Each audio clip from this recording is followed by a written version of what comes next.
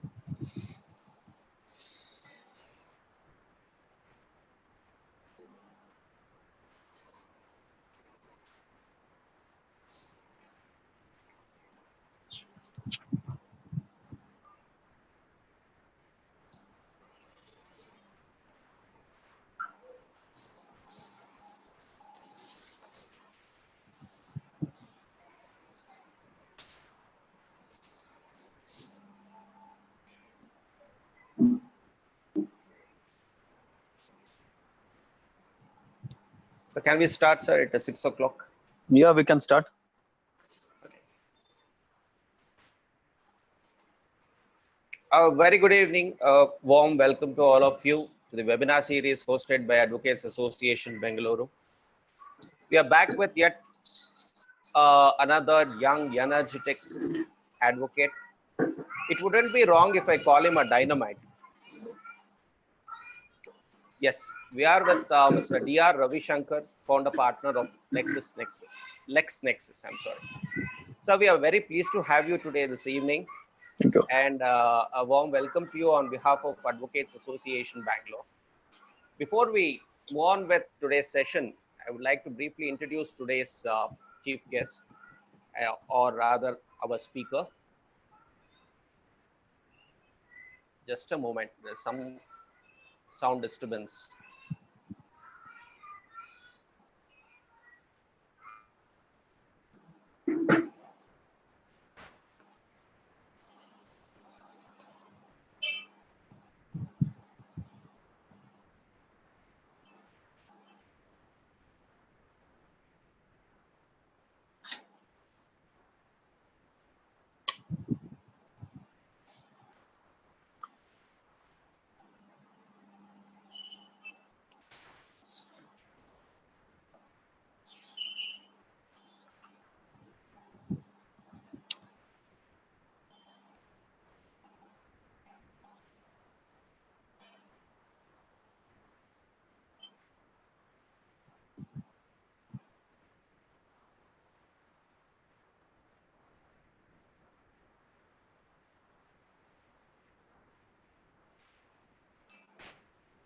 My apologies, sorry about that. One of the darker side of the technology, limitations of the technology. Mr. D.R. Ravishankar started his legal profession in 1995 under the guidance of the designated senior advocate, Mr. Yoga Narasimha. Thereafter, he also worked with Mr. Rajgopal. He is the founder partner of the firm LexNexus, which is catering both on litigation as well as non-litigation side. Mr. Ravishankar regularly appears before the High Court of Karnataka and other high courts and also Supreme Court of India. Mr. Ravishankar has a very vast area of practice which includes arbitration, banking, education, service, tender, mining, service tax, income tax, trust matters, revenue and civil and criminal matters. He has an exceptional expertise on cooperative society laws. He has authored books on banking and securitization laws and also on revenue codes. He's a trained scuba diver, adventure enthusiast, and an avid traveler. And I got to know recently and today, of course, that he has a big fan following. Because we had too many people calling in and they said they do not want to miss this webinar and they are very fond of Mr. D.R. Ravishankar. So that was something new I got to know about, sir. Sir, once again, I welcome you to this webinar. Thank And you very much, before we, Trivikram. thank you, sir. A small announcement. You have the Q&A boxes active now, so you can shoot your questions there. At the end of the session, we'll be able, sir will be able to address your queries or questions. All right. So I repeat, there's a small box Q&A, so that is active, that is enabled now. So you will be able to send your questions, and we will be taking the relevant questions will be taken up at the end of the session. Thank you, sir. Over to you. Thank you, Trivikram. A very good evening to one and all who has joined this session. Thank you very much for being a part of this knowledge dissemination.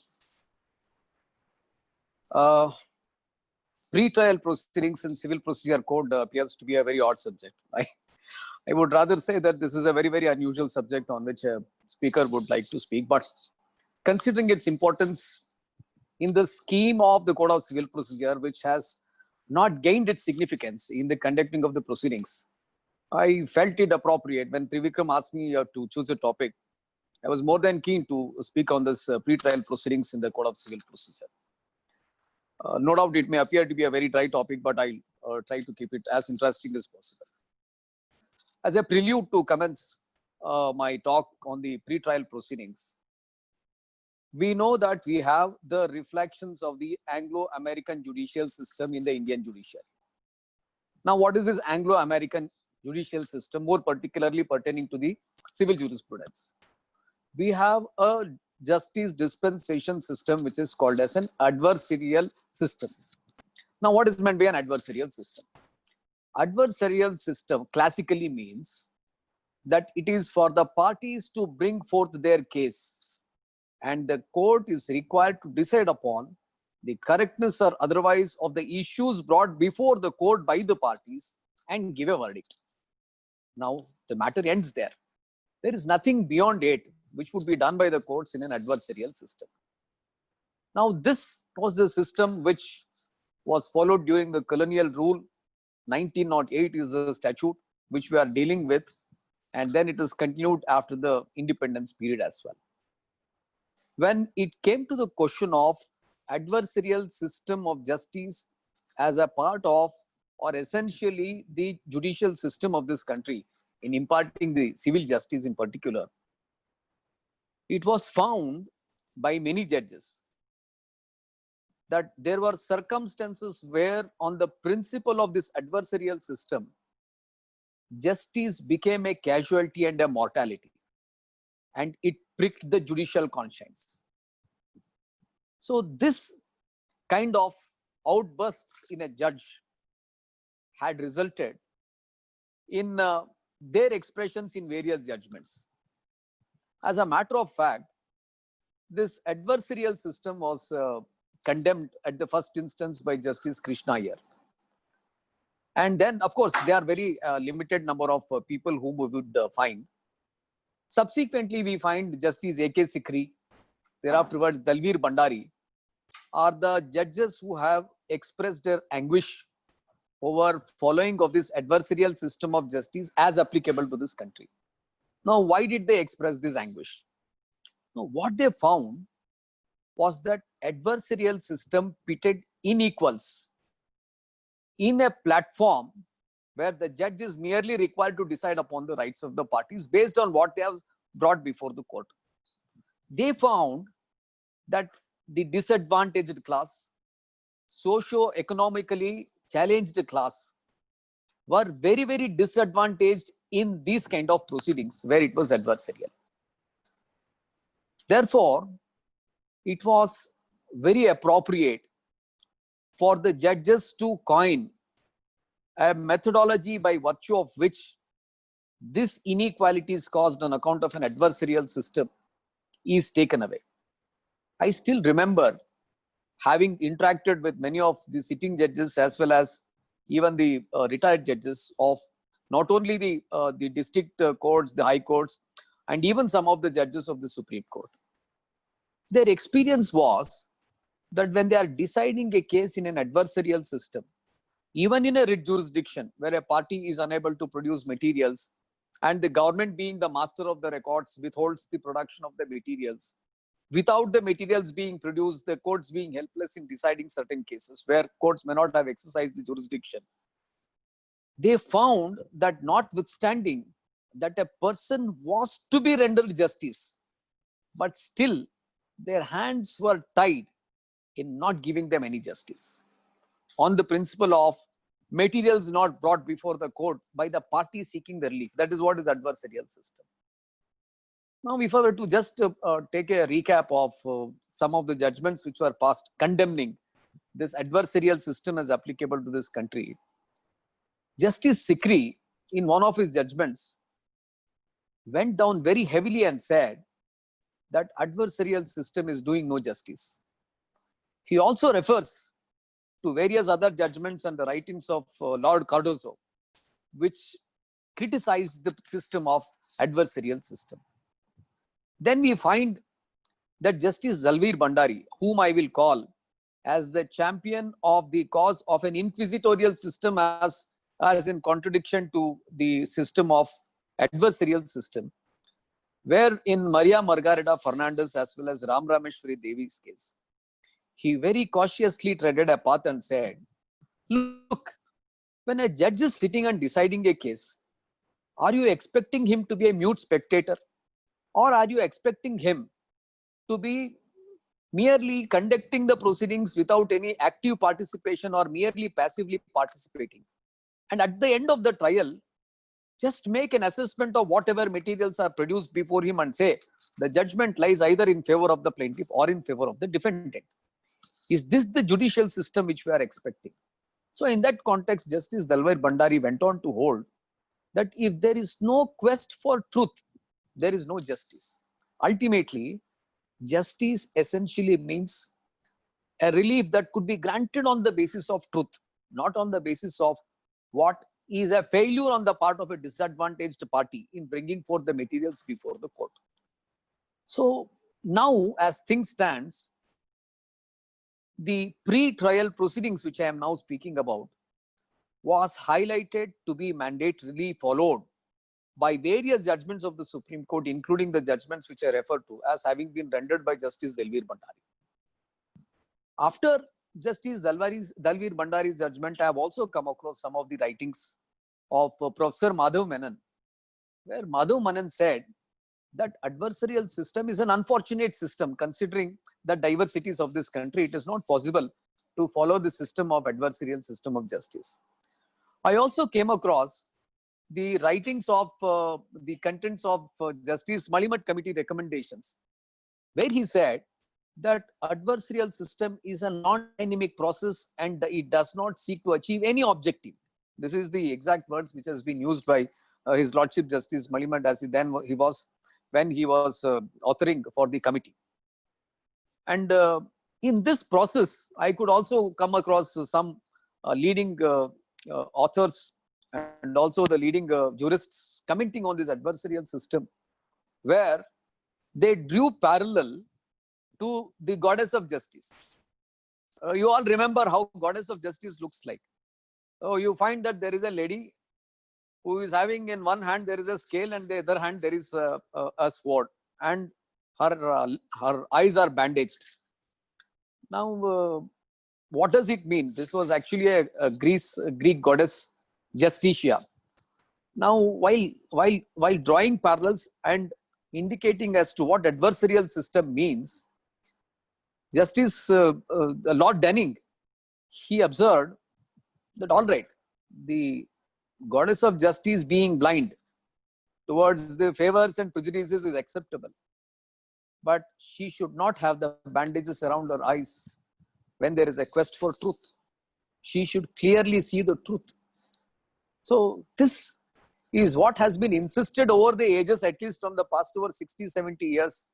I could find the writings of various authors, jurists, and the judges, not only in this country, but in other countries where the system of adversarial justice has been followed, where they said that, all right, party comes to the court saying that this is the relief which I am seeking for.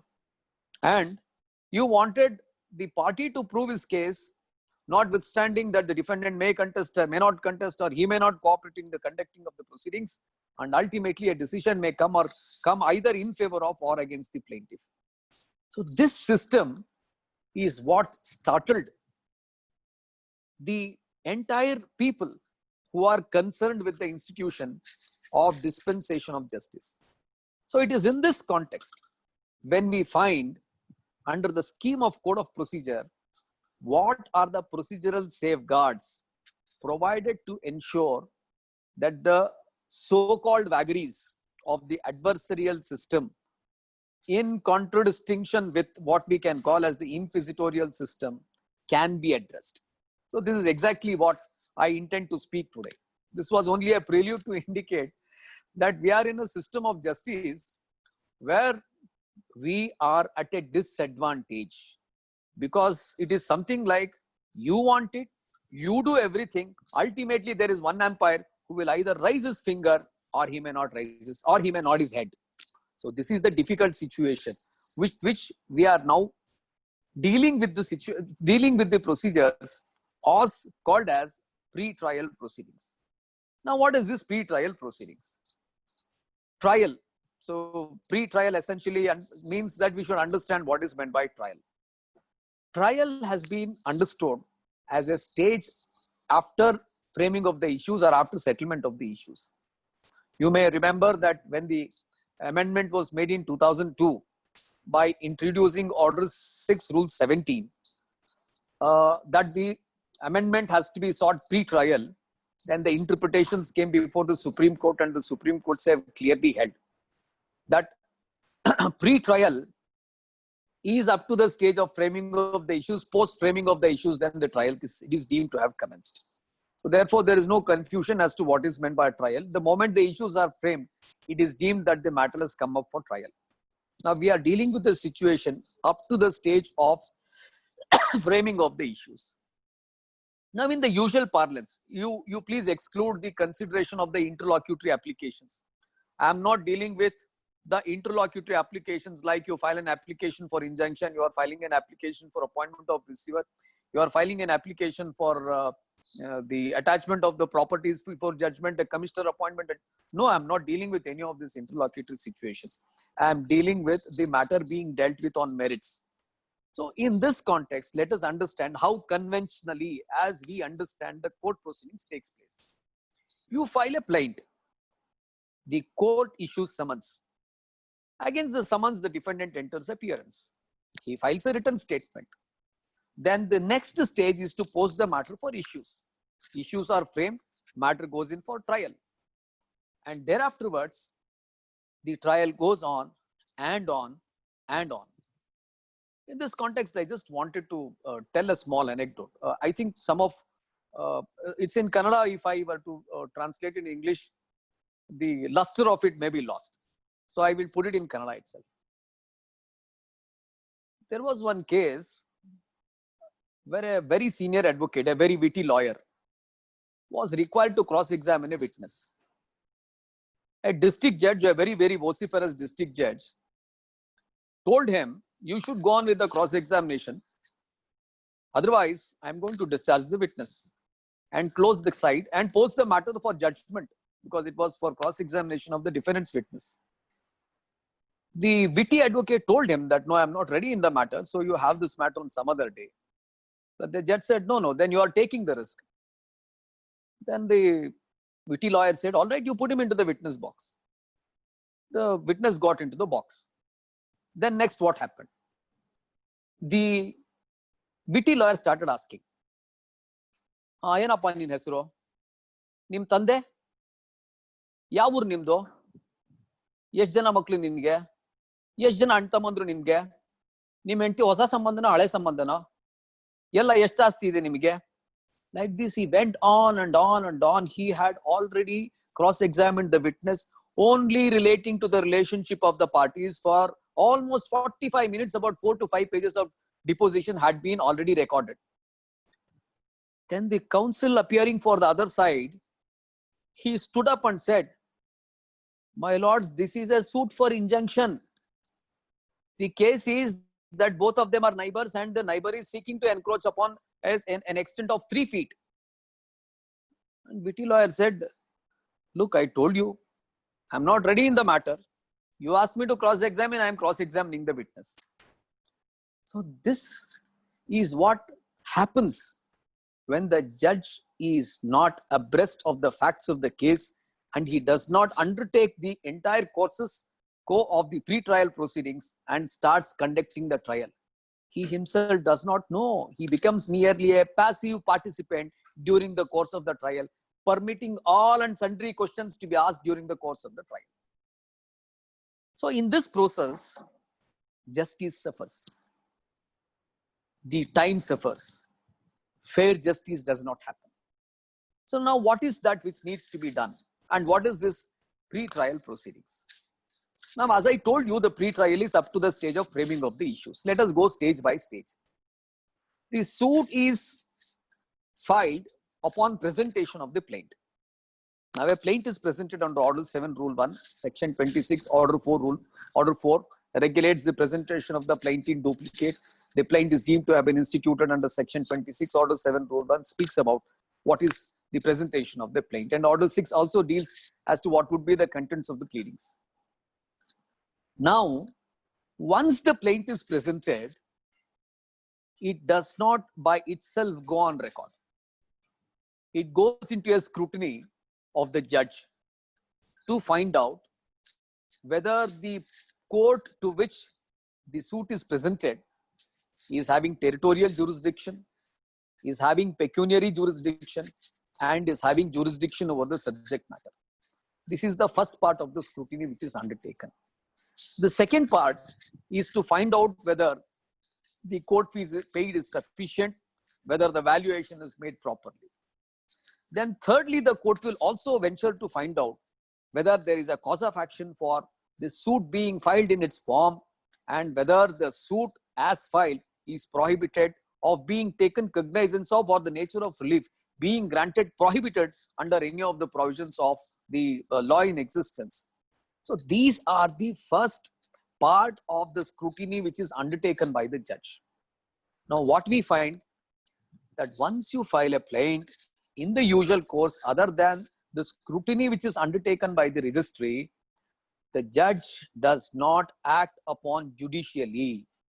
Whereas there is an obligation under Order 7 Rule 10 and under Order 7 Rule 11 in order to ensure that a plaint is in order even before the defendant is called upon to appear and answer, he is required to answer all these questions which I have narrated and then issue the summons. He will never do that. Now there is a requirement of some training. See, I am speaking in the perspective of the institution and I will also come as to what would be the duties of the lawyers. I am saying about the duties of the lawyers at this stage itself because this exercise or non-exercise of powers at an appropriate time went before the Supreme Court on several occasions.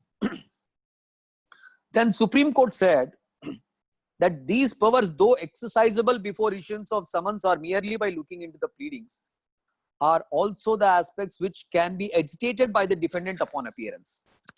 So therefore, these issues are kept open to be decided at a later stage is what we can say.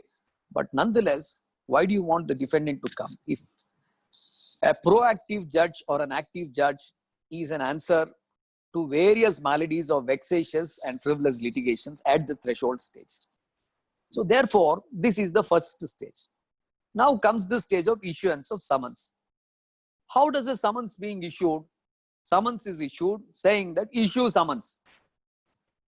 Code of Civil Procedure contemplates that the judge should apply his mind before issuance of summons. Are you aware of this? I am certain that you would not have gone through this provision. A judge cannot say issue summons.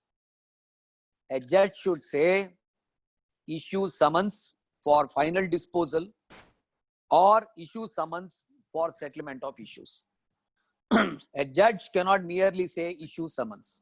If he says issue summons, it is a very, very defective exercise of jurisdiction, or rather, it shows upon the judge having no knowledge as to how the summons could be issued. Now, why I am saying this? If you see Order 5 of the Code of Civil Procedure, it speaks specifically about two types of summons, as I've already indicated. If you see form number 2 and form number 1 and 2, it says for disposal of the case, and number 2, it is for the purpose of settlement of issues. Now, what is the difference between these two? If a summons is issued for disposal of the case, a party is not merely required to tender his written statement, but he is required to tender his entire evidence before the court so that a judgment will not be passed against him. A judge has the discretion to see whether or not a particular case requires a summons to be issued for settlement of issues, or it is sufficient if a summons were to be issued for the purpose of disposal. Now, let us come to a situation, a similar provision we find when it comes to the question of the summary suits. So, where summary suits are filed, form 4A summons is issued, which calls upon the defendant to say whether he has got a defense to make or not, for which he'll have to seek a leave for defense. Now, when it comes to the question of form number 1, these are the cases where, like, it's an ejectment suit where there are exchange of notices which is being produced by the plaintiff, and the defendant says, yes, you are the owner of the property, but you are not entitled to ejectment. Something like that. These are the cases. Or if it's a money recovery suit based on a pronote and it is not a suit which is a summary suit, then certainly the judge can exercise his discretion and say that, look, this is the summons which I am issuing for the purpose of disposal of the case. Once he issues the summons for disposal of the case, and if the party fails to appear, present the written statement along with the evidence, then the consequence is that the suit of the plaintiff has to be decreed, or other orders could be passed. But ultimately, it is the satisfaction of the court. When it comes to the summons being issued for settlement of issues, then it's the usual process. Even in the first case, that is where the summons is issued for disposal of the case, it is only for the defendant to come and produce all the materials. Judge is required to view into all those things to decide what would be the future course of action, because there are various interregnum stages where it enables the judge to decide upon the case on merits and close the matter. So this is so far as issuance of summons is concerned. Am I not right in saying that neither the judge applies his mind when he wants the plaintiff to be scrutinized, either for the pressure of work with which he is imposed, or for other reasons, or for the fact that he does not apply his mind when the summons is to be issued? All right, the summons is issued now and the defendant enters appearance. Now, of course, the difficulty is not there that once he enters appearance from the date of the summons, the time starts ticking, and if the time expires, then he has to seek the leave of the court for filing of the written statement. Now, after he files the written statement, then again there are stages when a further scrutiny starts taking place. Now, what is this? Now, this can be done at the instance of the adversary. That means if plaintiff's plaint is defective, when I am filing the written statement, I can say that, look, these are all the defects and you need to look into it to exercise the jurisdiction either under Order 7, Rule 10 or under Order 7, Rule 11. Just to remind you that after 2002 amendment, there were two more clauses added to Order 7, Rule 11, A, B, C, D as E and F. E is particularly that filing of the duplicate as required under Order 4 of the Code of Civil Procedure. And F is non-supplying of adequate number of copies after the summons is issued under Rule 9 of Rule 9.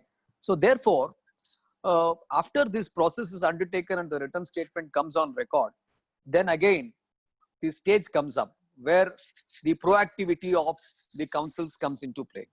So at the first instance, when a written statement is to be filed, it is not necessary that we should file a written statement. It's ex facie, it is apparent that there is no possibility of the suit being maintained before the concerned court.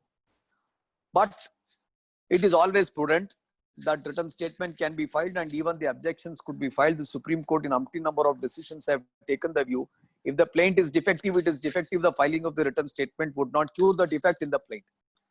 Now, once the written statement is filed, it is required that every allegation or the material allegation has to be denied specifically, or the written statement ought to be filed. Then again, there is one more scrutiny which is undertaken by the judge or at the instance of the plaintiff to find out whether there is in the true sense a denial or not. If in the true sense there is no denial, it can be deemed. It's only a deeming provision, but it does not lead any further. It is a deeming provision where it says that it can be deemed to have been admitted. Then under Order 8 Rule 10, if the written statement is not filed, there is an avenue for disposal of the case or to pass such other orders as the court deems appropriate. So now the pleadings, the plaintiff is filed, the written statement is filed. Both the parties are having opportunity to point out to the court that there are defects in the pleadings, whether it's the cause of action or whether it is the court fee or whether it is the suit being barred either by limitation or any other law, or for that matter, the written statement either admitting the claim or not specifically denying, which is resultant in a deemed admission, or all the matters which could be brought to the notice of the court. And the court is required to take another scrutiny of the pleadings which has come before it, which is absolutely essential.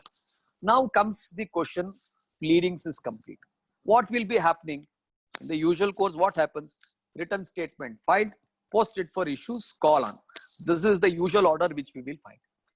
But that is not what, unfortunately, the Code of Civil Procedure requires. This is where the core of the pre-trial procedures is insisted and impressed upon under the scheme of the Code of Civil Procedure.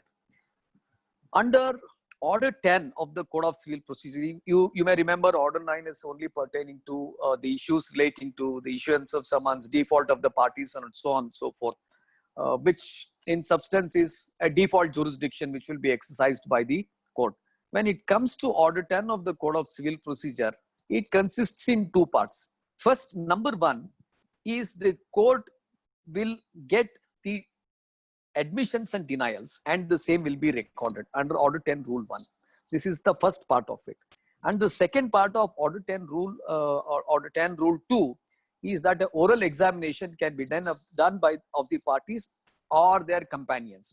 Companions in this context has been understood by the Supreme Court as not essentially referring to the witnesses but of the counsel. That is how in one of the judgments the Supreme Court has said. But nonetheless, it consists in two parts. One is to find out as to whether the denials and admissions are in place, and secondly for examination of the parties on the materials or on the matter in issue or the substantial matter in issue. That is what is required under Order 10 Rule 2. Now this is one procedure which we conspicuously find is not being followed. Now why is this procedure necessary in a pre-trial proceedings? Until and unless the judge is required to frame the issues, he will not go into the pleadings. And when he wants to frame the issue, we have come across that whatever is asserted in the plaint and denied in the written statement will be reflected in the form of an issue. It may even result in 20-25 issues being framed in some of the cases. But that is not what is required under law. And if the judge is doing so, and we are permitting the judge to do so, then we are failing in our duties, and we are failing the system in permitting the judge to undertake this process. If you were to see the mandate under Order 10, it is very clear that the court is required at the first hearing of the suit, the court shall ascertain from each party or his pleader whether he admits or denies such allegation of fact as are made in the plaint or written statement as are not expressly or by necessary implication admitted or denied by the parties against whom they are made. The court shall record such admissions and denials. Now what happens? Let us assume in Mofussil pleadings, because you remember that the Supreme Court has time and again said that you will have to very liberally construe the Mofussil pleadings, because we had a history that the Mofussil pleadings were not up to the mark, which is a story of yesteryears. But now every bar is highly empowered and every bar is equal now. So all bars we find is competing against each other, and they are very, very competitive now. But this Order 10 Rule 1 deals with a situation where the judge reads the plaint, he reads the written statement, and he finds that some allegations made is either not properly met with, there is some vagueness, there is no proper assertion, and there is no proper admission or denial. So this cloud is created. This also is done by the clever drafting of the advocates, where they do not want to be either committal or they do not want to concede. So this kind of drafting is also there.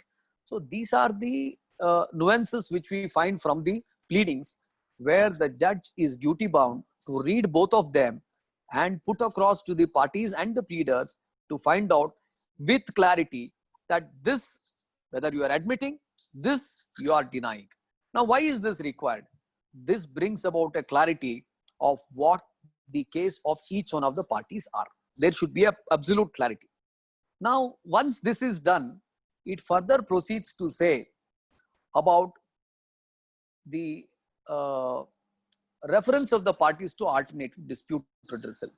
Now, I just wanted to pause here and refer to a judgment of Justice R.V. Ravindran when he was presiding over as the judge of the Supreme Court in the case of Kapil Korpax. It was in 2010 that this judgment was pronounced, where a question came up where the judge was a very, very proactive judge. What he did, it was a suit for recovery, and there was an affidavit filed that these documents were not correct. Then that document was produced before the court. What the judge did, he covered the contents of the document and he had exhibited only the signature to the party who was present. In the course of getting these admissions and denials and oral statement being recorded in terms of Order 10 Rule 2, then he denied the signature. And thereafterwards, he also referred to the wakalat and the return statement by covering the contents and asked for him to identify the signatures, which he denied.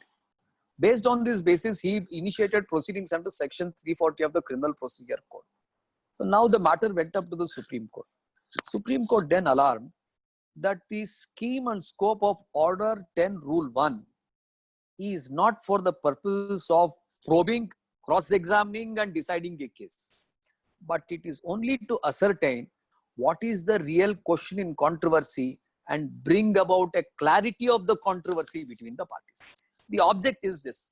So now, after the 2002 amendment, Kapil's case, Kapil Korpak case did not consider the amended portions after 2002, where now it is made mandatory that upon recording the admissions and the denials under Order 10 Rule 1, the court will have to see whether there is a possibility of a settlement and tell the parties that, look, these are all the things, why don't you go and opt for a settlement in terms of Section 89, the modes and methods provided under Section 89.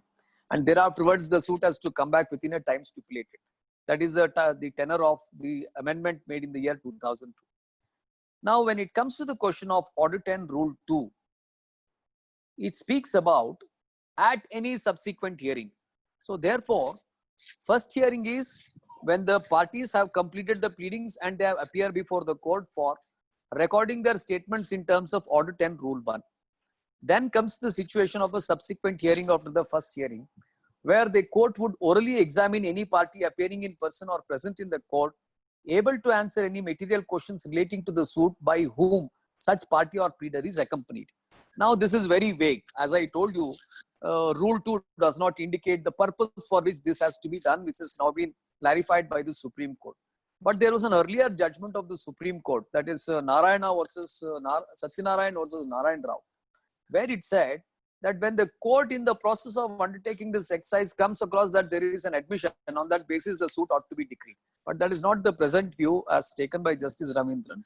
And it says that the process of Order 1 and Order 10 Rule 1 and Rule 2 is to bring about clarity in the nature of the proceedings which will be conducted before the court. And you should also understand that there is a penal consequence if Rule 2, if somebody refuses to answer, time is given for him to turn up and answer, and if he does not turn up, then under Rule 4 of Order 10, the decision can come against the person who is a defaulting party. So this is Order 10, where the judge gets to know this is the case of the plaintiff, this is the case of the defendant. All the vagueness and vagaries which has been created by an intellect drafting of the counsels stands clarified to both the parties, where both the parties fully understand this is the case of the plaintiff, this is my case, and this is where we will have we stand in going further in the proceedings. So once this stage is over, the next stage as contemplated under the Code of Civil Procedure is under Order 11. Order 11 contemplates three things. Number one, it is discovery of facts by interrogatories, number one. Secondly, discovery of documents. And number three, inspection of documents. This also incidentally speaks about the power of the court for production of the documents from any of the parties to the proceedings at any stage of the case. Now we will deal with these three aspects as briefly as possible. Now, interrogatories are concerned, it is very guarded. The language employed under Order 10, Order 11, Rule 1 and Rule 2, they are very guarded language.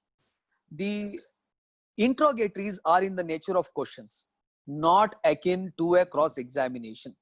The provision itself says that interrogatories cannot be in the nature of a cross-examination. Then what is meant by interrogatories?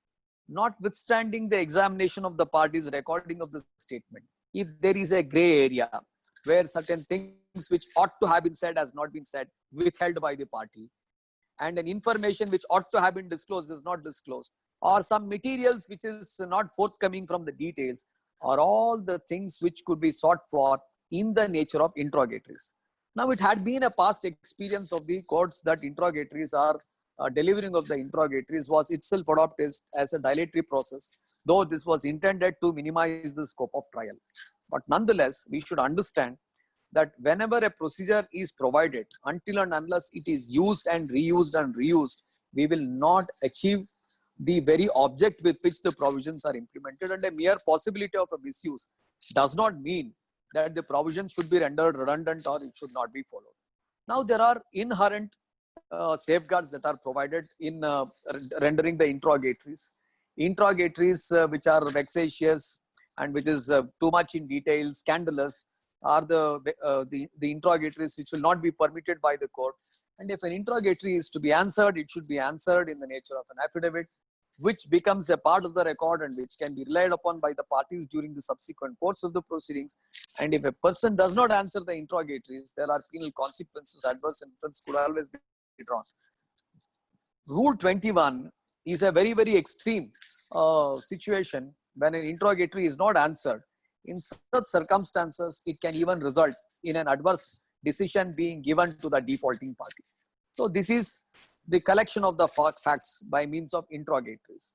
Now, the second part is the discovery of documents. Now, when does this discovery of documents come? This is a very critical stage of the case. Let us assume a situation that a bank has filed a suit for recovery of the money. And the defendant comes before the court and says that, look, these are all fabricated documents and I have never executed these documents. On this basis, you are not entitled to recover. Then after filing of the written statement, the defendant comes to know that the person, that this entire loan transaction was designed by a person who was an employee of the bank, and he had tampered with everything, including the bank accounts. Disciplinary proceedings were initiated against him, and the disciplinary proceedings, it was held that this person had actually embezzled the funds by undertaking such processes. Now, if such kind of materials are available, they will never produce, because this is an adversarial system. I am also entitled to hold back would be the nature of stand which will be taken by the defendant. Such situations will always occur, especially in respect of commercial disputes, even in respect of the personal disputes, partition suits where the documents will be withheld. We find these in umpteen numbers where the defendant does not disclose or the plaintiff does not disclose the correct and true facts, withhold the documents. So now, in such circumstances, it is possible for the court being approached for discovery of the documents. Now, yet another circumstance under which the discovery of the documents can be permitted is a situation where, let us assume that I think that the defendant is in possession of certain documents which may be in my favor or adverse to me. He is required to disclose at that juncture whether or not such documents are available. Now, this, if he has not disclosed in the written statement, I can always express my apprehension of his possession of these documents to indicate that these are the documents which should be discovered from him and should be produced. This can be done either on an application filed by me for discovery of documents, or if the court is satisfied about the custody of these documents with the person against whom the direction is being issued, the court would still be within its powers to pass an order under Rule 14 of Order 11 of the Code of Civil Procedure. This is a very important provision, because the court exercises the power when it turns inquisitorial. I was speaking about adversarial system. Now, what the court does is the court starts probing. The court wants to know. The court wants to know through the interrogatories. The court wants to know by discovery of the documents where the crux of the dispute lies, where the truth lies, and what has been hidden, what was required to be revealed, and what probably requires to be brought before the court. These are all the matters where the court becomes inquisitorial. So therefore, this is the importance of the pre-trial proceedings where the judge does it. Now, what is that which happens to the judge when he undertakes this exercise? He keeps on abreasting himself of the progression of the case and the conduct of the parties, where he knows what is the pleadings, brings about clarity, then he records the statements, he is fully clear of what the pleadings is, then delivery of interrogatories, more facts emerge and clarity emerges, then even he will put his hands into the pockets of the parties to find out if there are any other documents on the basis of which more clarity could be brought about in a way that the scheme and scope of the trial could be minimized at a later stage of the proceedings. So this is the second part of Order 11. Now the third part is regarding the inspection of documents. Inspection of documents under Rule 15 is in cases where the documents are entered in the list or referred to during the course of the pleadings and affidavits, where even without the intervention of the court, the parties can issue a notice to the other parties saying that I want an inspection on copies. If there is no cooperation, then there are contingencies when the court can pass an order compelling the inspection of the documents. Now, when it comes to the non-compliance with the orders passed, either for the discovery of the documents or otherwise, we find that under Rule 21, there is a very drastic measure which can be taken by the court, which we find that the court would seldom take, where the courts is entitled to pass adverse orders against the defaulting party. So this brings to the end of the pre-trial proceedings contained under Order 11 of the Code of Civil Procedure. Now coming to the other provision, which is Order 12 of the Code of Civil Procedure, we will notice that this is a very, very drastic provision which has been made. And this is a provision which has been made and conspicuously placed at Order 12 and not after Order 14, because this is a power which is required to be exercised at a point of time when the court is yet to settle the issues. So now what happens? There are two things in Order 12. First is admission of facts, and the second part is admission of the documents. When we speak about the admission of facts, there is a specific procedure provided that with a notice of 7 days has to be given for admission of the facts, and within 7 days, if the notice has not responded because of a subsequent amendment by introduction of Rule 2A to Order 12, it is deemed to have been admitted. Of course, the court can still ask that such document can be proved, but so far as such a fact could be proved. Now, the advantage of this is that wherever a notice is given to either admit a fact or a document, and the other side denies, then whatever cost which is incurred for the purpose of proving these facts will be essentially burdened on the other side, provided the facts are proved. So this is how the Civil Procedure Code has been designed, in consisting of a notice to admit documents and notice to admit the facts that could be given by either of the parties, in order to ensure that there is a minimization of the nature of controversy which would be dealt with. Now, there is a very important provision in this pre-trial proceedings under Order 12, Rule 6 of the Code of Civil Procedure. Of course, there was a very, very conventional view which was expressed that wherever there is an admission, even in terms of Order 8, Rule 5 of the Code of Civil Procedure, there could be a decree, or even if some a bank statement or of a balance sheet is containing some entry, then there could be a decree in terms of Order 12, Rule 6. But now the Supreme Court has very clearly held that pleadings and otherwise can definitely be construed as the documents which are admitted also. But nonetheless, the object under Order 12, Rule 6 is to find out whether there was an intention to admit, and whether such admission is in a manner that it creates no doubt. So this is the nature of interpretation that has been brought about by the Supreme Court consistently of late. and Karam Kapahi's case, if I remember, which clearly spelled out the situation that Order 12 Rule 6 has to be used with circumspection. But this is one of the enabling provisions when all these processes are undertaken.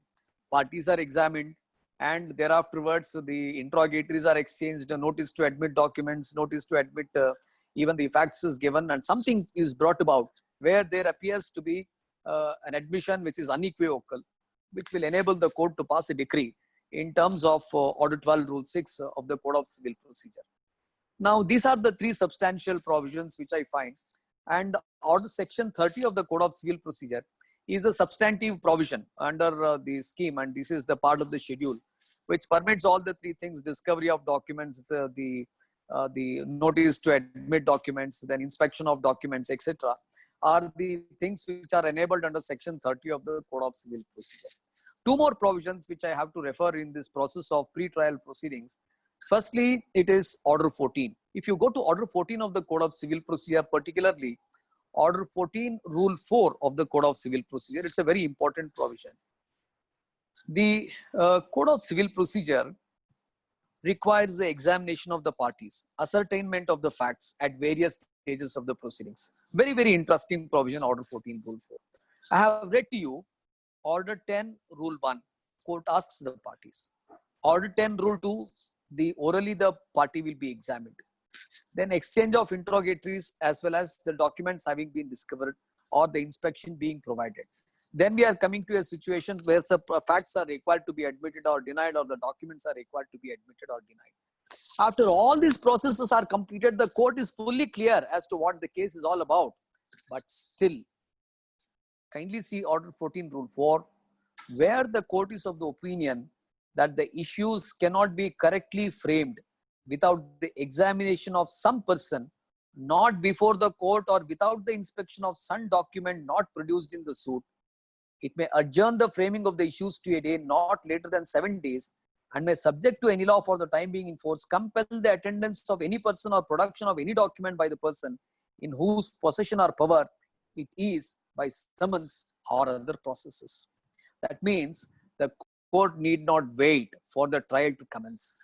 The court, if it finds that at a stage when the issues are to be framed, because the court now knows everything, the court has examined the parties, threadbare the pleadings have been examined, the parties are also exchanged their views, interrogatories are exchanged, everything is done, and still the court wants to know that where the truth lies.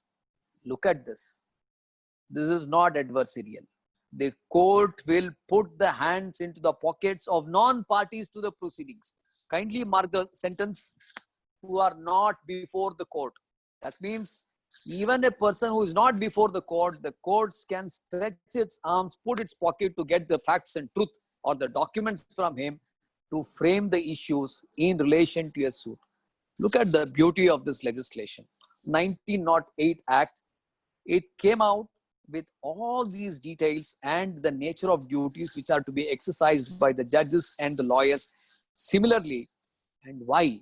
Because we wanted that a person who wants to frame the issue himself knows everything threadbare, and he need not unnecessarily frame the issues for which there should be any evidence to be adduced in the context of the pre-trial proceedings.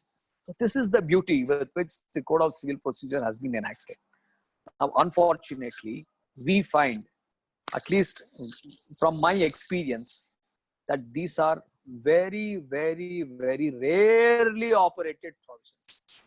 But these were the provisions which were intended under the Code of Civil Procedure to form the flesh and blood of the procedure before the matter goes into trial. We find that it is rather a mechanical process. When the plaint is filed, summons is issued, written statement is filed, issues are framed, and ultimately when the issues are framed, when you start cross-examining the witness, the judge remains a mute spectator and his participation is very, very passive.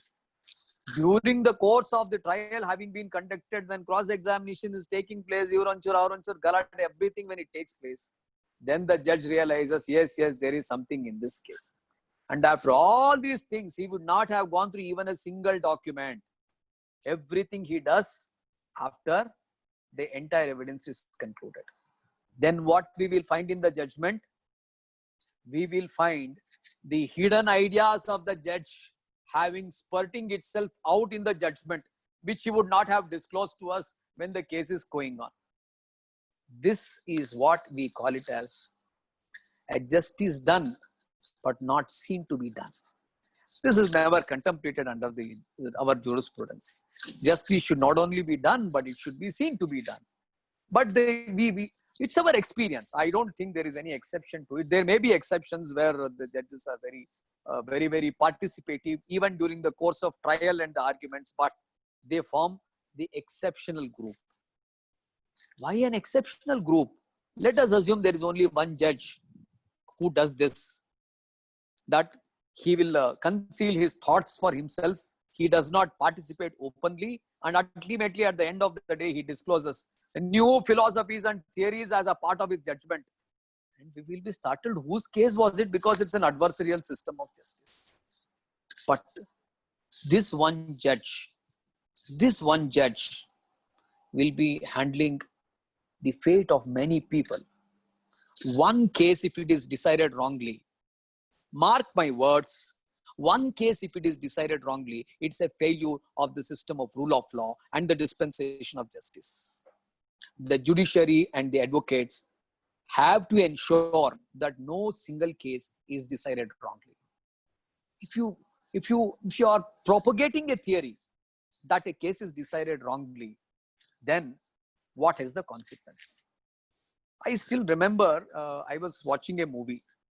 That was a movie where I think Vishnuvardhan was starring. Bhutayana Magayu. So there is a dialogue which is said. There is a litigation which goes up, and then there is a very awkward projection of the manner in which our judicial system is. And ultimately what is said is, Geddaun Sota, Sotaun Sata. That means the person who wins the litigation is dead, is virtually lost, and the person who lost is dead. This is a casualty which occurs if we are going in the same pace. Now, what happens if these processes are undertaken? I will come to this a little while later. So therefore, when a judge is not proactive in ensuring that he understands the case, he participates in understanding the pleadings, he understands the case of the parties in their mouth from the oral examination. Whatever facts he wants, he pulls it. Whatever discovery he wants, he gets it. And thereafterwards, he settles the issues. Look at this beautiful procedure that has been prescribed. But unfortunately, what we find is that this procedure, having not been taken recourse to, has failed the system of criminal justice dispensation. The judge, the lawyers are equally responsible for this state of affairs as things stands.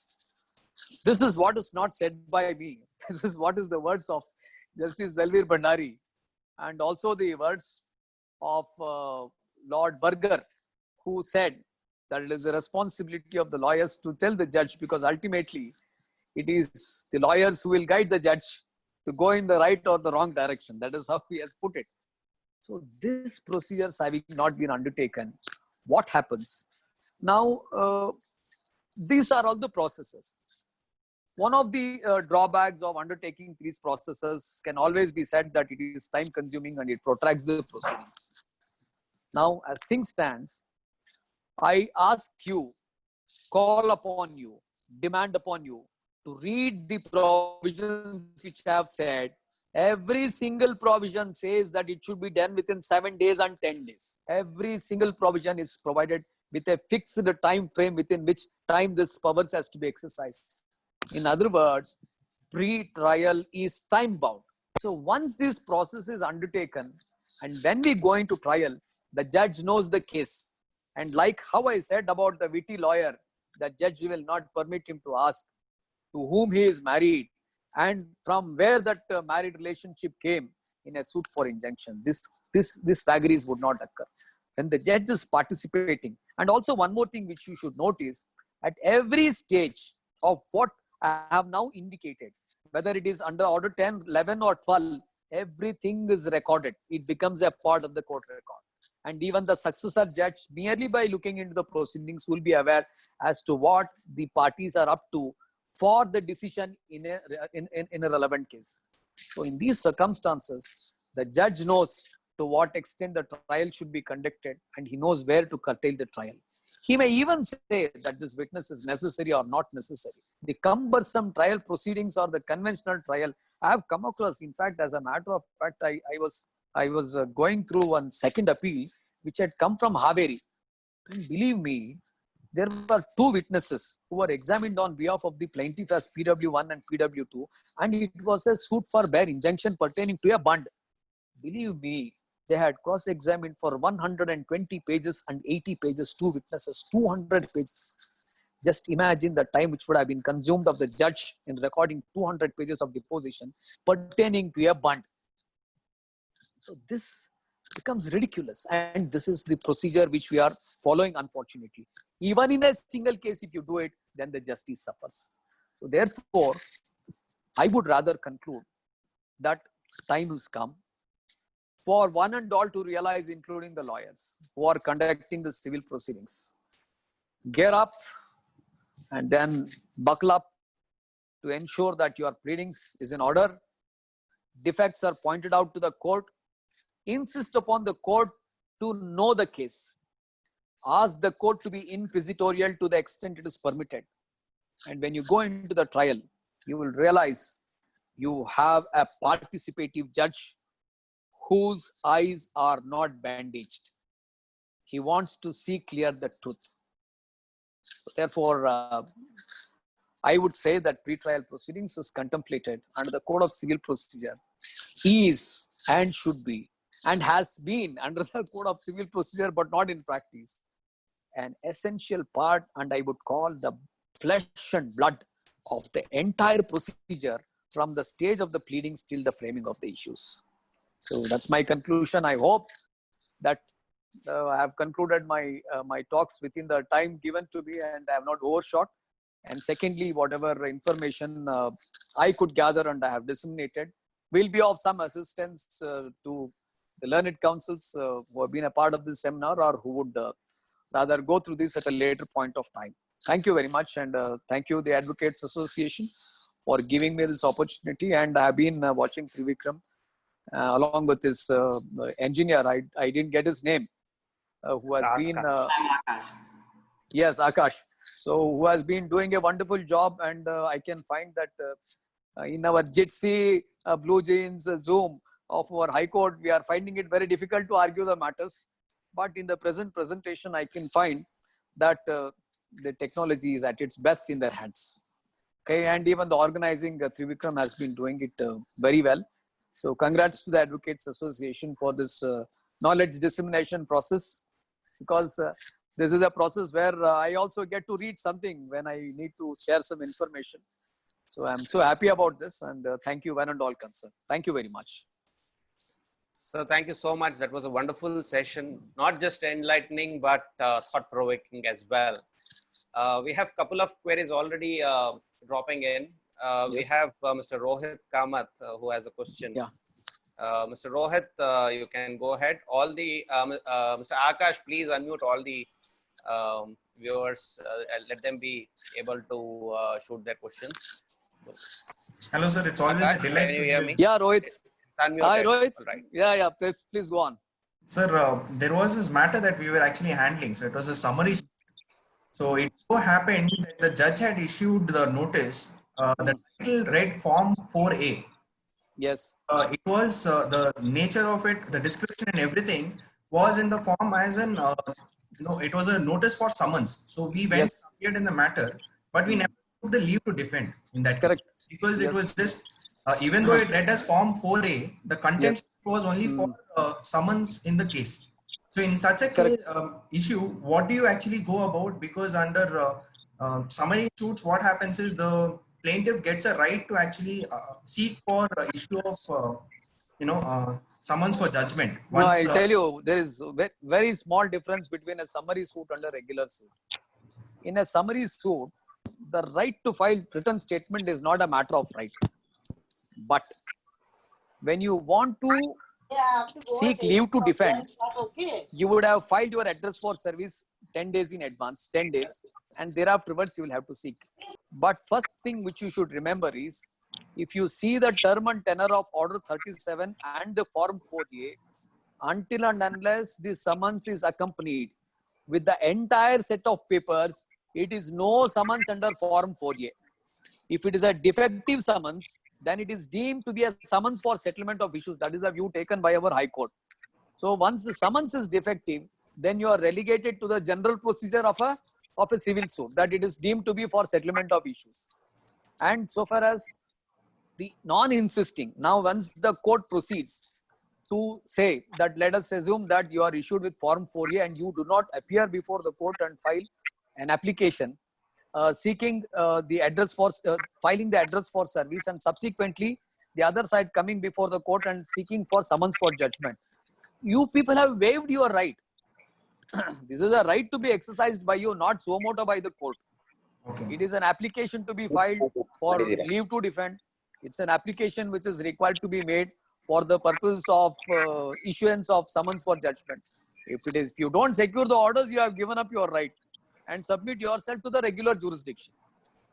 Sir, in that case, it's just only with regard to Form 4A notice that we have to seek leave to defend, but this was just a Form 4 notice.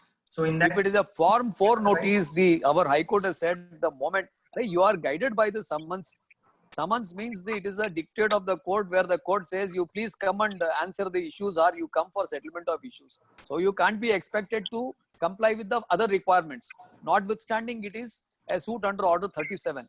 Even in a suit under Order 37, the court can issue summons under Form 4 if it is not satisfied that the suit stricto sensu does not form a summary suit. Thanks, Rohit.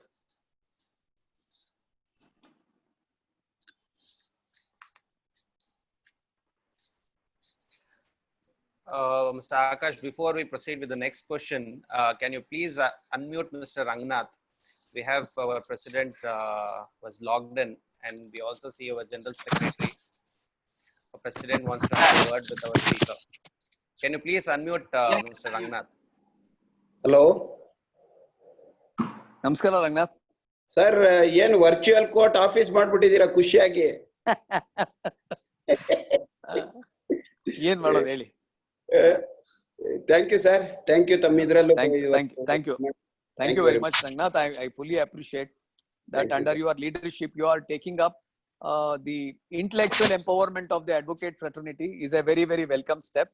And I congratulate the entire Advocates Association for having undertaken this exercise. And whoever have been the speakers have been continuously watching. It may be Mr. Nandan, and it may be Mr. Nayak and Uday Holla. It was a wonderful session. It has been a knowledge empowerment for all the advocates of the Bangalore Advocates Association, as also the advocates of various other bar associations. So therefore, I should congratulate the Bar Association of Bangalore. Thank you very much. Thank you, sir. Thank you. Back with the question and answer session, sir. We have Ms. Nandana Bharadwaj. Ma'am, Yes. you can unmute and you can speak up. Good evening, sir. Good evening, madam. Sir, my question is just that in India, isn't it a very clear hybrid of both adversarial as well as inquisitorial systems? And is it possible to adopt any one system in its strict sense, both in civil as well as criminal jurisprudence? The Anglo-American system has been adversarial. There is no doubt about it. But when it comes to the question of justice dispensation, the Supreme Court has time and again held that this is purely adversarial in nature. Because we come across cases where the courts have decided the cases by saying the plaintiff has not made out the case, or the defendant has failed to prove the defense, on which basis the suits will be decided.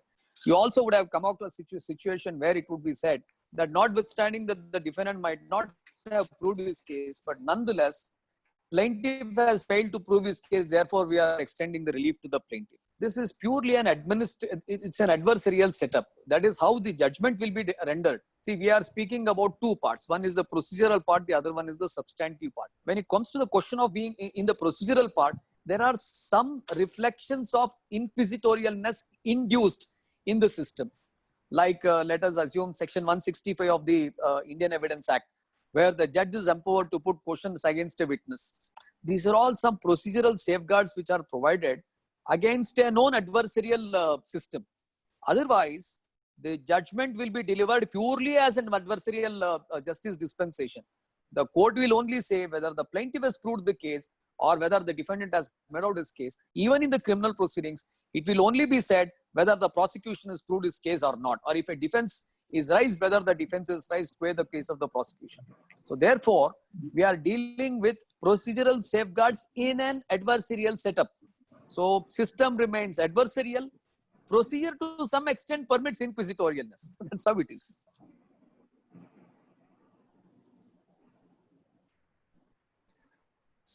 Akash, can you unmute all the viewers? So if anybody has any question, they can. The panelists Got can two online questions. can raise a question. Mr. Rangarajan, senior member of the bar, he has a question. Yes. Yes, sir. Good evening, Mr. Ravi Shankar. Sir, good evening, sir.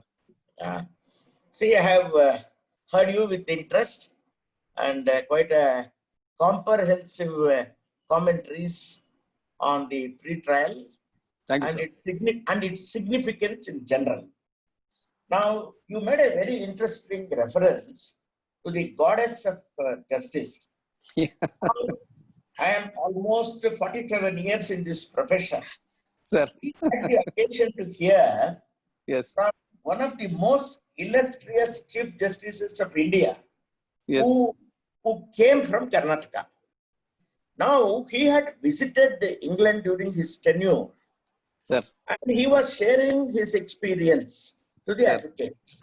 sir, What he said was, this goddess sir. is full of meaning for Britishers. Hmm. Now, the scale means even-handed justice. Correct, The scale is not tilting on either side. correct. Number one. Number two, the sword. The sword says, I will be ruthless. Most important, why the eyes are closed. Yes, In Kannada, Nyayakke kannilla. But the real meaning was impartial justice. correct, correct, correct. That means never be influenced by whether a senior appears or a junior appears. Correct. So what is important is to ensure impartial justice. Everybody should go, even a person. So the Satta should also feel somewhere in his heart of heart, yes, justice has been done. Now, coming back to the subject, Sir. this is a very, very interesting, very important subject. After independence for 5 decades, we have suffered the conventional system of administration of justice. I only want to Yes, sir. point out one or two small things. Now you refer to section 89. Yes, sir. 89 opens a floodgate for arbitration, conciliation, lok adalat and mediation. Correct. To encourage people to take benefit of this, the entire court fee paid is remitted and the In the event of there being a settlement. yes, and he would get back, though the Karnataka amendment as per, it says only 75%. 75%. But the division bench of our High Court has clearly said it is 100%.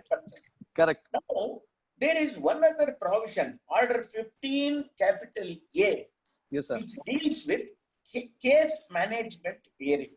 Correct. Something you find, That's for the commercial courts. yes, like That's for the commercial courts. 15A, even the regular civil courts also. Now, Sir. ultimately, judges were never proactive. Even now, as you rightly said, they are not proactive. Yes. Some Passive judgments- participants. Yes, some judgments of the Supreme Court also says that lawyers must also play a very proactive role. Here there is conflict. Suppose I tell the clients, you get the matter settled. Personally, I suffer. If I don't tell him, get the matter settled, you save a Correct. lot of time. I Yes, sir. remember there was a gentleman who was aged about 40 years when he met me, and some property dispute. He was full of revenge. The best way to convince, I asked him only one question. What is your age? He said 40. Then I said, do you have BP? No, I don't have. Sugar? No, never. Tension? Never. I said, no problem at all. I will take full advantage of you. Stay with me for 20 years because your case will take 20 years. At the end of the 20 years, not only you will lose money, you will get BP, you will get sugar, you will get tension. This is my experience. It was a great pleasure hearing you. Sir. Thank you very much. Sir, I just wanted to say one thing. Yeah. The delayed court proceedings or the what we call the cumbersome court proceedings has worked to the disadvantage of the lawyers. Correct. Sir, if only the court proceedings were expedited and we are expecting a very speedy justice, the beneficial community would have been the lawyers. Correct. The client's confidence in the courts, if it was more. Now we find, at least it is our own experience, that when certain matters come, the parties go to the police stations, police people become superior courts and seek to settle the matters. Very And right. there are superior officers who are these antisocial elements who would do To this. put it in a nutshell, our It's to image the disadvantage. a beating. In society, our image has taken a beating. Sir, Thank you it's very not much. only our image, it's also our livelihood which is taken a beat. Thank you very much. Sir, thank you very much, sir. Wonderful Thank to you for have the appreciation words. participated in this webinar. Thank you. So my pleasure, sir. Thank you very much. Sir, we have got a question offline from Yes. anonymous attendee. I will repeat it, but it looks very ambiguous. Let me just Yes. read it out. Order Yeah. 7, Rule 11, read with Order 10, Rule 14, tells scope of Order 10, Rule 14. Yes. See, Order 7, Rule 11 operates in a distinct arena altogether. See, Order 10 deals with a situation where the pleadings are already complete. Order 10, you are asking the parties to speak about their pleadings. But under Order 7, you are looking only into the plaint and nothing else to find out whether the plaint is defective in a way that it is rendered rejectable under Order 7, Rule 11 or the contingency is covered. But when you come to the question of Order 10, Rule 4 of the Code of Civil Procedure, it is the consequence of refusal or inability to answer. Now, after the pleadings is completed, the court puts certain questions to the party or the pleader. He is unable to answer. Then he is given one more day to appear. If he does not appear, then adverse orders may be passed against him. So therefore, there is no overlapping of these two provisions. Order 7, Rule 11 it operates independently. Order 10, Rule 4 operates independently and at different stages. Right. I'm not able to see any more questions here. One Akash, second. you can just, yeah. Yes, sir. Go ahead.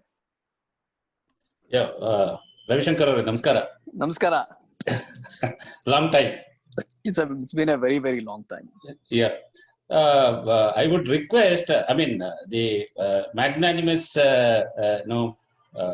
session. I would say that, I would request association to conduct a session on how to get an interim order.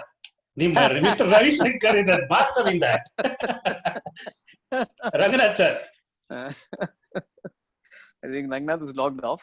Huh. I can certainly Association tell ನೋಡಿ. we can. ಇವರೇ Trivikram. Heli, sir. So I would request ಇವ್ರಿಗೆ ಇನ್ನೊಂದು session ಕೊಡಿ. Only his practical experience, no law. So it would be a cherishing moment. ಕೆಲವು trick of the trade ಅವ್ರು ಹೇಳ್ಕೊಡ್ತಾರ ಅನ್ನೋದು doubt ಇದೆ. Oh, exactly. ಇಲ್ಲ ಆ ತರ ಏನಿಲ್ಲ. We can make it that. So open court proceedings, everybody would have seen it. It is just a mere expression of what the others would have seen. So it is just mere Thank you so sharing of much. experience. Thank you so much. Thank you. Any more questions, learned members? You can put forth.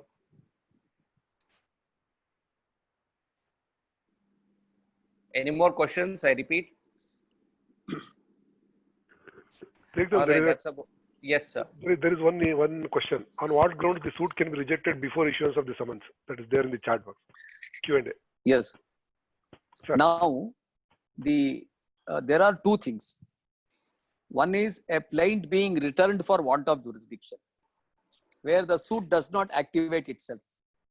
If the court lacks in pecuniary jurisdiction or in territorial jurisdiction, then the plaint will be returned to be presented in a proper court, in which event the plaint does not come on record in that court. But if a plaint is presented before the court with a court fee being improperly paid, even if the court calls upon to pay the court fees, he does not pay the court fees. Cause of action is not made out in the plaint. And the suit as such is barred. Let us assume that in respect of a cooperative society, an employee who has been dismissed from the service comes before the court and seeks to challenge the disciplinary proceedings. There is clearly an alternative remedy, and there is an implied bar and an express bar either of the ways under the Karnataka Cooperative Societies Act. Therefore, it comes within the contours of Order 7, Rule 11D. Now, the further extension is that even for procedural issues, like if you don't give the duplicate set under Order 4, and if you are not giving the adequate number of copies at the time when the summons is issued, even that is a ground for rejection of the plaint. These are the only grounds which are available for rejection of the plaint. Now the question is, very important issue is, the cause of action, how to assess, number one. So there, a judicial application of mind takes place to find out whether the facts read to its face value, taken as everything to be true and correct, whether there is something which can be done to the plaintiff in the nature of relief sought for. Number one, that is cause of action. Then clause D is concerned, that is to find out whether it is prohibited under any law, whether expressly or by implication, necessary implication. That is again where the judge applies his mind to find out whether the plaint and the nature of relief sought for is prohibited. The Supreme Court now goes on to hold, because there was a divergent view taken. One division bench of the Supreme Court, two judges bench of the Supreme Court took the view that question of limitation is mixed question of law and fact, whereas the other one said that law of limitation is also one of the laws. Then it was referred to a larger bench, and three judges bench of the Supreme Court held that law as referred to under Order 7, Rule 11D also includes the law of limitation. But it said that the mere reading of the plaint, if it indicates that it is barred by limitation, then even then the plaint is entitled to be rejected. Now, the other consequence, now let us assume that the plaint is rejected, then what happens to the case? Case is never dismissed. We should understand that first. Under Order 7, Rule 13, you can represent the plaint in its proper form. Except in cases where, let us assume that you make out, see this kind of contraventions came up for consideration in the context of Order 23, Rule 1(4) of the Code of Civil Procedure, which says that you cannot file another suit when you have withdrawn an earlier suit and you have not sought for the liberty to file another suit. Then this matter came up for consideration before the Supreme Court. Sarguja Transport Corporation case held that yes, of course, you cannot file when if you have not sought for liberty to file the fresh case. But that was clarified by saying that provided it is not on the same cause of action. Now, what is meant by a cause of action or a subject matter was explained in many judgments, and one of them is this Vallabh Das case, where they said subject matter includes the cause of action. So therefore, if an advocate is clever enough to ensure that what pleadings were there in the earlier pleadings is not replicated and it is addressed in all forms, then Order 7, Rule 13 comes to his rescue and he can still file another suit.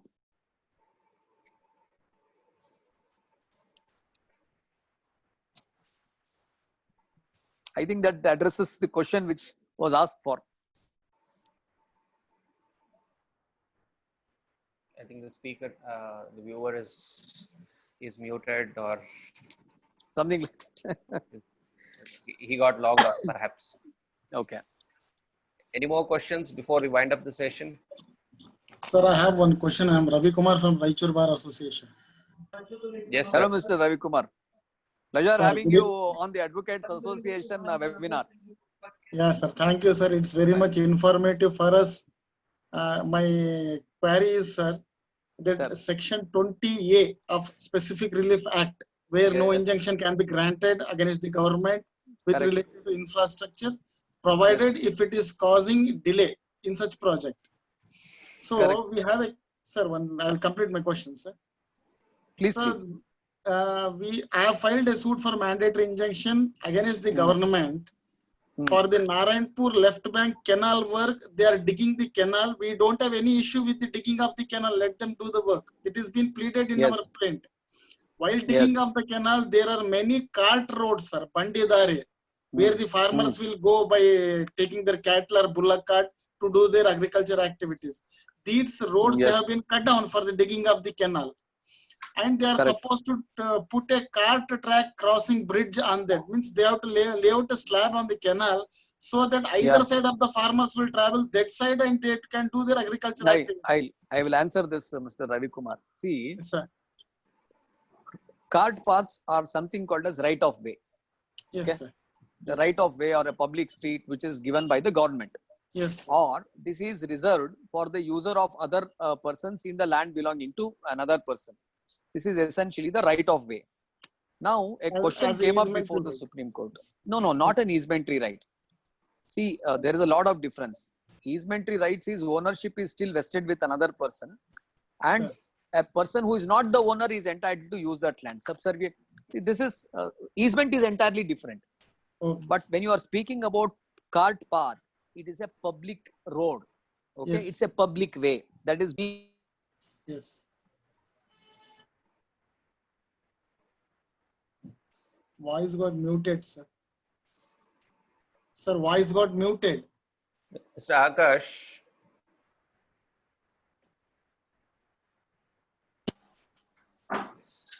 Yeah, am I clear now?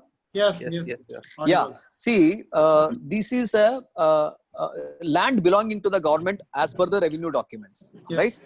So when it is a land belonging to the revenue document and there is a right of way over these places, a question came up for consideration in relation to a land acquisition matter before the Supreme Court. Yes, sir. The question was whether you can even take away the right of way while acquiring the land.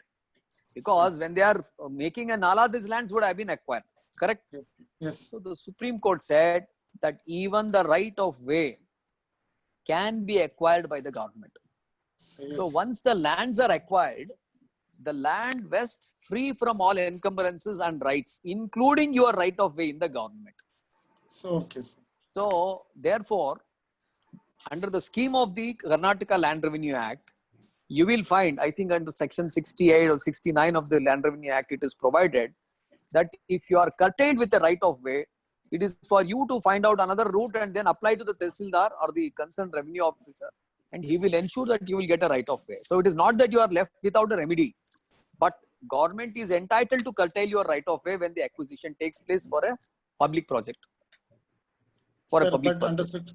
sir, under section 80, I have issued a legal notice to the. So this is, this is procedural aspect. Substantially, Sir, in the what is your reply right? Sir, in the reply notice, what they have replied is that we have got enough budget, we are ready to construct the bridge. Provided some of That the is- village people are that obstructing then to your construct the then bridge. then your remedy does not lie before the courts in Raichur. You may have to come to the Bangalore court before the division bench, file a PAL and get the things done. Sir, under private nuisance, under independent. No, there is no nuisance. There is no nuisance cause. These are all committal by the government, legitimate expectation, and then you are seeking to enlarge the rights of the parties. There is no nuisance by the government. You can't treat it as a nuisance by the government.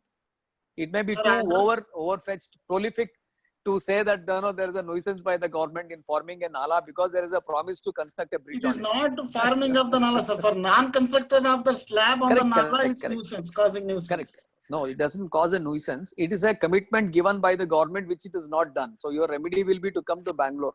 If you seek to pursue a remedy in Raichur, you may not get it. You have been muted again. Sir, even Kalburgi High Court bench, we cannot file PIL, no, sir? No. PILs can't be filed there. Because Principal PIL bench. is, yes. Because chief is the master of the roster who has kept upon himself the public interest litigations, and rightly so. Thank you, sir. Thank you. It's a pleasure that people are joining from Raichur. in the Yes. initiative taken by the Advocates Association, Bangalore. Thank you. Thank you. Thank you. So we are running short of time, but we have a last question. If you permit me, Okay. I'll just read it out. Yeah, yeah. All right. Whether it is possible for the courts or like judges to follow such procedures in the present situation wherein the judges are burdened by quota pressure. I feel due to this quota pressure on judges, they are just passing judgments without properly assessing or going through the cases. So ultimately, litigants are suffering in this judiciary quota thing. So what can be done? Justice is being denied due to this target or reach quota. Just like any Yes, other Correct. situation. See, I'll tell you one thing. I have a small experience. ಈ banks ಎಲ್ಲ computerise ಮಾಡಿದ್ರು ಗೊತ್ತಲ್ಲ ನಿಮ್ಗೆ. All the banks var computerised. Staff ನ ತೆಗೆದುಹಾಕಕ್ ಆಗ್ತಿರ್ಲಿಲ್ಲ. ಆ staff ಗಳಿಗೇನೆ computer training ಅಂತ ಕೊಟ್ರು. ಅವ್ರು ಕಂಪ್ಯೂಟರ್ ಟ್ರೈನಿಂಗ್ ಅಂತ ಬಂದ್ರಲ್ಲ ಮುಗಿಸ್ಕೊಂಡು, ಅವರು ಬರೆಯೋ ಎಫಿಷಿಯನ್ಸಿನಲ್ಲಿ ಎಷ್ಟು ಫಾಸ್ಟ್ ಆಗಿ ಕೆಲಸ ಮಾಡ್ತಾ ಇದ್ರು, ಆ ಎಫಿಷಿಯನ್ಸಿನಲ್ಲಿ ಅವ್ರ ಕೈಲಿ ಕೆಲಸ ಮಾಡಕ್ ಆಗ್ತಾ ಇರ್ಲಿಲ್ಲ. We found that they were trying to find out where is R, where is B, where is I. This was how the banks were functioning. But today, you don't find those banks. Those banks are working with 10x efficiency. If I present a check now, it will be encashed immediately through another bank because of the skills which has been developed by this banking sector. Now, why I am telling this is, everything is a transition. Once you make this procedure as mandatory and start following these procedures, more particularly with the time-bound schedules, the judges will be more empowered to dispose of more number of cases. So this aids in their quotas. ಈ ಕೋಟಾ ಎಲ್ಲ ಯಾಕೆ ಮಾಡಿದ್ದು ಅಂತಂದ್ರೆ, ಅದೇ ಈಗ ಹೇಳಿದ್ನಲ್ಲ, lethargy in disposal of the cases. ಜಡ್ಜ್ಗಳು disposal ಕೊಡ್ತಿರ್ಲಿಲ್ಲ ಅಂತ. See, we cannot blame the judges for that because this is the conventional practice. But to impose upon the judges that you should do it, so that the judges will impose upon the advocates also to function, this quota system is made. But this quota system, my respectful opinion is that it was something like a bypass. The main issue was lost. ಯಾಕೆ delay ಆಗ್ತಾ ಇದೆ, ಯಾವ್ದ್ರಿಂದ delay ಆಗ್ತಿದೆ, ಅದನ್ನ ಹೇಗೆ ಕಮ್ಮಿ ಮಾಡಬಹುದು ಅಂತ ತೀರ್ಮಾನ ಮಾಡೋ ಬದಲು, ಏನಾದ್ರೂ ಇರ್ಲಿ ರೀ, ನೀವು ತೀರ್ಮಾನ ಮಾಡಿ ಬಿಸಾಕ್ರಿ, ನನಗೆ ಮಾರ್ಕ್ಸ್ ಕೊಡ್ರಿ ಅನ್ನೋ ಮಟ್ಟಿಗೆ ಹೇಳಿದಾಗ, what suffers is the justice. So quota system, in my respectful opinion, is affecting the fair justice dispensation instead of aiding it, and the courts in imposing this quota system have lost track, or probably they do not even have looked into the mandate under the Code of Civil Procedure for the purpose of expediting the court proceedings. So therefore it is useful. All right, so thank you so much, Amit. Your Thank you so much. schedule. You have accepted our invitation and presented a wonderful webinar. Thank you so much once again. Yeah. Thank you so much, Trivikram. Thank you, sir. With your permission, Yeah. I'll be logging off now. Sure, let's log Closing out. the session. Thank you. Thank you.